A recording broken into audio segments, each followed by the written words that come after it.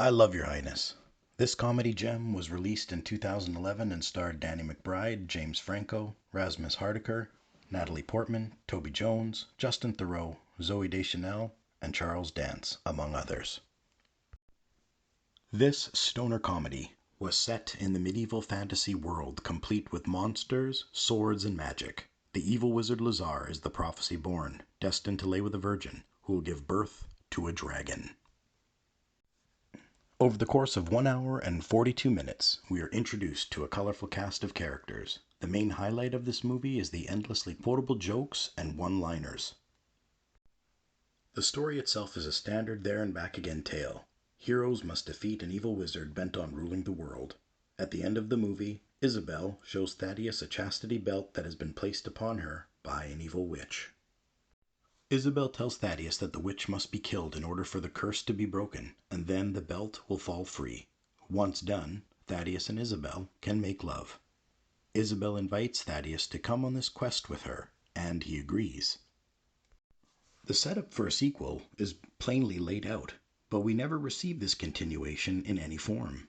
Today on Cannon Fodder, I will try to extrapolate a possible narrative for the explicit sequel to Your Highness. Let's begin. As stated earlier, we have the sequel outline already, but can we forecast any additional plot details? The first film introduced us to many of the characters already, so a sequel must explore these characters further. Several sequel threads were revealed in the first film. In no particular order, these are King Thaddeus, Isabel's curse, the evil witch, and Courtney's origin. Prince Fabius has returned home victorious after his quest. In his honor, their father the king throws him a feast. Afterwards, we see Thaddeus sulking in the armory while flailing a sword around. Fabius finds his brother, and the two have an argument fueled by Thaddeus and his feelings of jealousy. Thaddeus proclaims that he wants to be king, but he is the second born. Later, in the Minotaur's labyrinth, Thaddeus is offered kingship by the guardian of the unicorn blade, if he abandons the quest. He overcomes the temptation, claims the blade, and defeats the Minotaur, saving his companions.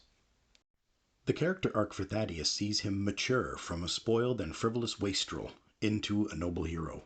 I feel that an ambition like this would not fade away. If anything, his success would only increase his desire for fame and power. The main story revolves around evil wizards impregnating virgins in order to create a dragon under their control. In keeping with that premise, and without any other context, we can only surmise that Isabel's vagina is a threat. Perhaps she also can give birth to a dragon, or her potential children are somehow connected to the dragon prophecy. In any event, for reasons yet unknown, the evil witch has some interest in locking away Isabel's baby maker. Lazar wanted to control a dragon in order to secure ultimate power. The film implies that Lazar is somehow evil and desires conquest, even though we never see Lazar wage war against the kingdom of Morn. During the wedding, Lazar crashes the celebration and attacks the guests in retribution for Prince Fabius abducting Belladonna. The movie at several intervals paints a negative picture of magic users as being evil and perverted. Case in point, the wise wizard. He is a pervert, pedophile, child molester, and possibly a sexual predator. He also cultivates and uses recreational drugs. Martiti is a murderer, sadist, possibly hedonistic, and also overtly vulgar. Lazar is a murderer, kidnapper, he is cruel, and also a premeditated rapist. He also crushes a pixie to dust and snorts it to get high. So when Isabel calls the witch evil, it is likely in reference to her magic use. We don't know the reason for the witch cursing Isabel with the chastity belt. This ambiguity offers an opportunity to explore the witch and her motives. It is either ironic or foreshadowing that Thaddeus shares many traits with the magic users of this setting. He is given to excess as seen in his lifestyle. He is confirmed as a pervert by spying on Isabel as she bathes. He is a sexual predator, as evidenced by his comments about taking unwitting chambermaids from behind. He is shown to enjoy various recreational drugs, and his temptation shows a desire for power. Virtually his entire lexicon is unashamedly vulgar. He displays knowledge beyond his companions as he can read and speak multiple languages. He was drawn to the cloaked chamber, holding the blade of unicorn, suggesting either a form of prescience or a rudimentary sensitivity to magic. I'll expand on this in greater detail in my synopsis. Now for Courtney's origin. This character is played for laughs and helps establish the self-importance of Thaddeus. At the midpoint of the movie, Courtney says that he was raised as a sex slave by gypsies who taught him sleight of hand. A tried and true narrative trope of many fantasy stories is that of the secret heir. I think it would be very intriguing for Courtney to be revealed as the lost heir of a kingdom. The sequel title being Your Highness 2 would be a covert nod that Courtney is also a prince. So let's see if we can't suss out any additional character development. Thaddeus and Isabel leave the castle immediately after the events of the first movie. Not to be left behind, Courtney tags along for the journey, and the trio makes camp for the evening. During the night, Thaddeus has a dream. The wise wizard appears and tells him that he has a great magic within him. Then he tries to molest Thaddeus in his dream, but he wakes up totally grossed out. Thaddeus wakes up in a cold sweat, but he does not share the details of his dream with the others. The trio are attacked on the road by a giant cyclops. Isabel is poisoned during the battle, and she falls unconscious. Before the monster can land the killing blow, Thaddeus expels lightning from his hand, killing the cyclops. Courtney recognizes these lands and suggests that they seek out a gypsy shaman to heal Isabel. The gypsy shaman uses herbs and potions to heal Isabel's poisoned wounds. Once Isabel is healed, the gypsy shaman foretells the fortunes of Thaddeus, Isabel, and Courtney. She tells Thaddeus that he has a powerful magic inside him, but that he needs to find the grimoire to unlock his full potential. He decides to seek out the grimoire and learn its knowledge and secrets. The shaman tells Isabel that she will give birth to a dragon if she takes a man's seed into her body. Courtney is told that he has royal blood and was secreted away as his kingdom fell. This, or some derivation, is how I predict the story would jump off into the rest of the plot. Events would lead to the eventual confrontation with the witch.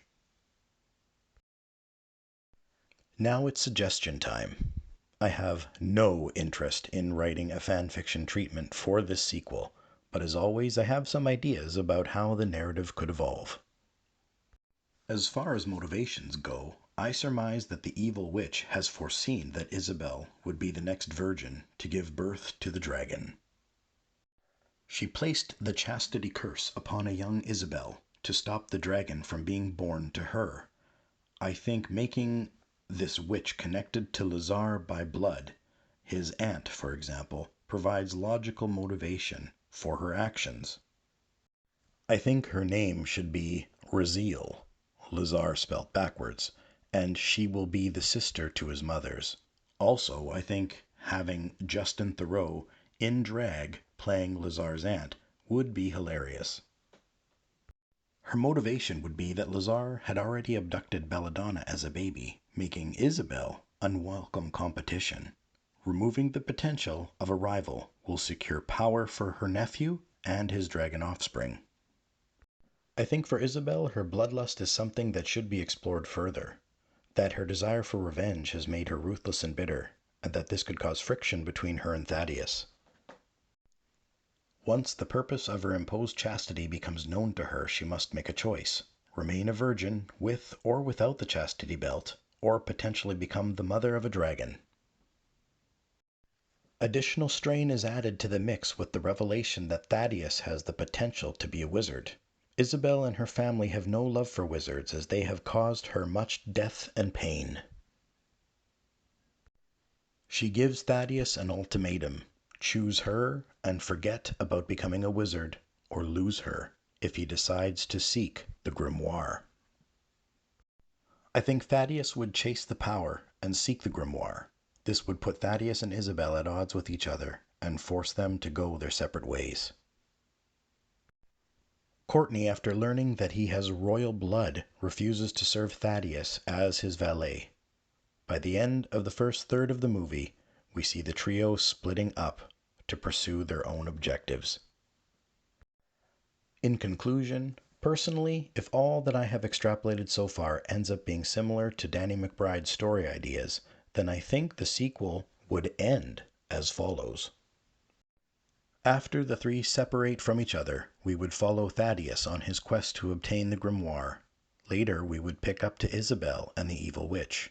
Isabel becomes pinned down by the witch's magic. Thaddeus would arrive via magic and duel the witch and gain the upper hand. The witch, in response, would summon several monsters to attack, and then have Thaddeus and Isabel's backs up against the wall. Then Courtney would arrive, leading a group of golden knights and even the odds. Thaddeus and Isabel decide to kill the witch, to break the curse, and have sex. The film would cut to 9 months later, and we would see Thaddeus from behind holding something in a blanket. A scaly tail can be seen. As the camera pans around, we see Thaddeus cradling Stephen.